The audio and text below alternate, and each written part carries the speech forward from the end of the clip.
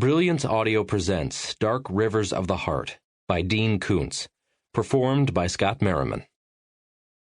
In the morning, Spencer had a few tiny bruises and red marks on his face and hands from the sting grenade pellets. Compared with his scar, they would draw no comments. For breakfast, he had English muffins and coffee at his desk in the living room while he hacked into the county tax collector's computer. He discovered that the bungalow in Santa Monica, where Valerie had been living until the previous day, was owned by the Louise and May Lee Family Trust. Property tax bills were mailed in care of something called China Dream in West Hollywood. Out of curiosity, he requested a list of other properties, if any, owned by the trust. There were 14. 5 more homes in Santa Monica, a pair of 8-unit apartment buildings in Westwood, 3 single-family homes in Bel Air, and 4 adjacent commercial buildings in West Hollywood, including the address for China Dream. Louis and May Lee had done all right for themselves. After switching off the computer, Spencer stared at the blank screen and finished his coffee. It was bitter. He drank it anyway. By 10 o'clock, he and Rocky were heading south on the Pacific Coast Highway. Traffic passed him at every opportunity because he obeyed the speed limit. The storm had moved east during the night, taking every cloud with it. The morning sun was white, and in its hard light, the westward tilting shadows had edges as sharp as steel blades. The Pacific was bottle green and slate gray. Spencer tuned the radio to an all-news station. He hoped to hear a story about the SWAT team raid the night before and to learn who had been in charge of it and why Valerie was wanted. The newsreader informed him that taxes were going up again. The economy was slipping deeper into recession. The government was further restricting gun ownership and television violence. Robbery, rape, and homicide rates were at all-time highs.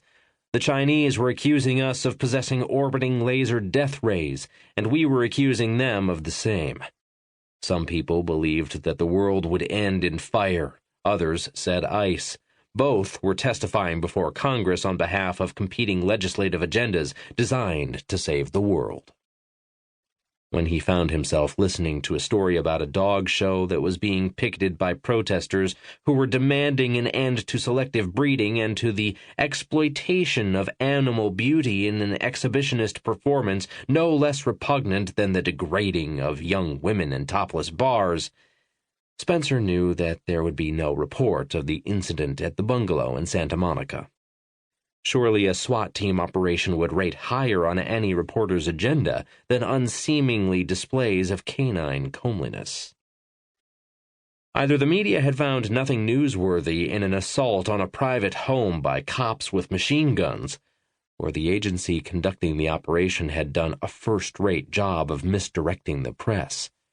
They had turned what should have been a public spectacle into what amounted to a covert action. He switched off the radio and entered the Santa Monica freeway. East by northeast in the lower hills, the China Dream awaited them. To Rocky, he said, "What's your opinion of this dog show thing?" Rocky looked at him curiously. "You're a dog, after all. You must have an opinion. These are your people being exploited." Either he was a dog of extreme circumspection when it came to discussing current affairs, or he was just a carefree, culturally disengaged mutt with no positions on the weightiest social issues of his time and species.